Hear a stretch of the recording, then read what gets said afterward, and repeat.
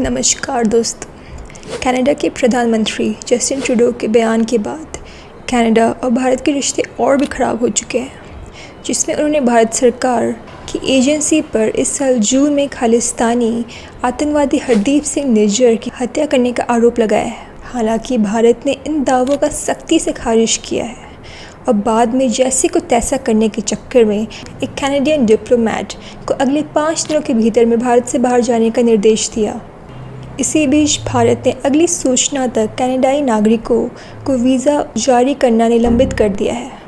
आइए जानते हैं इस विवाद के बारे में। ये विवाद सिख इंडिपेंडेंस या खालिस्तानी आंदोलन के इर्द गिर्द घूमता है। भारत ने कनाडा पर बार बार इस आंदोलन का समर्थन करने का आरोप लगाया है, जो भारत में प्रतिबंधित है, लेकिन कनाडा के सिख प्रवासियों के बीच इसका समर्थन है। सिखों के लिए एक इंडिपेंडेंट लैंड का विचार इंडिया के पार्टीशन से पहले से चला आ रहा है।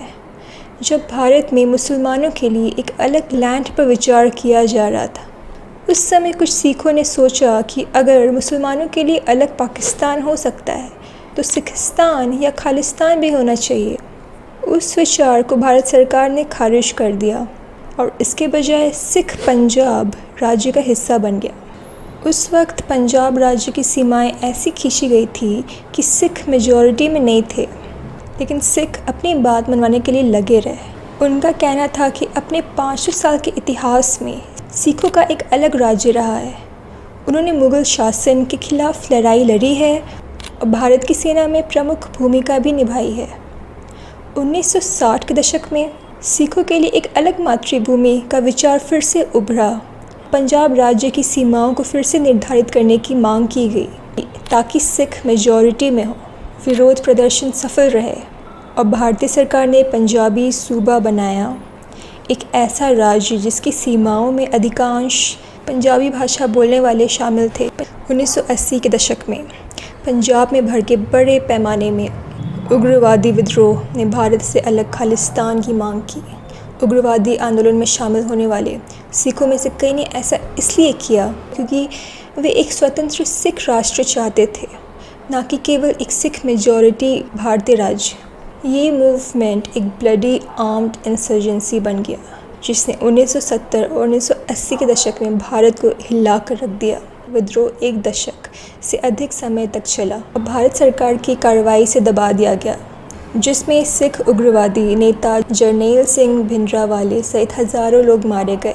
1984 में भारतीय सेना ने अमृतसर के स्वर्ण मंदिर में शरण लिए हुए सेपरेटिस्ट को बाहर निकालने के लिए दावा बोल दिया। 31 अक्टूबर 1984 को तत्कालीन भारतीय प्रधानमंत्री इंदिरा गांधी की उनकी 2 सिख बॉडीगार्ड्स ने हत्या कर दी। उनकी मृत्यु से एंटी सिख राइट्स की श्रृंखला और बढ़ गई।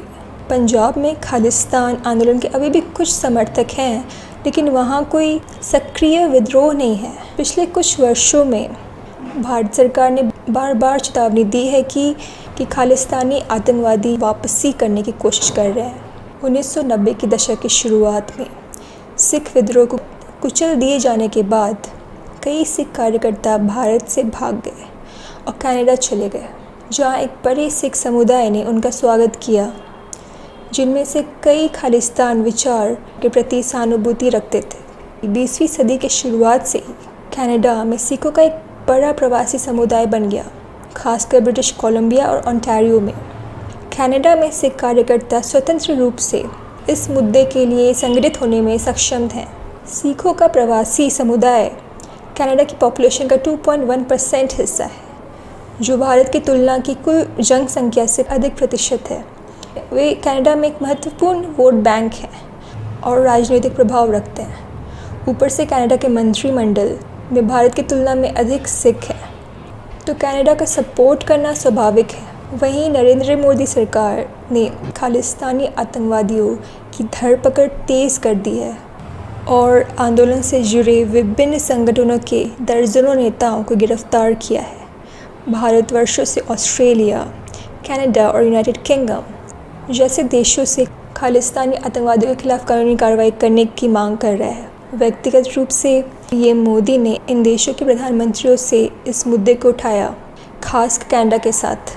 ऐसी स्थिति में अंतर्राष्ट्रीय छात्र भी प्रभावित हो सकते हैं।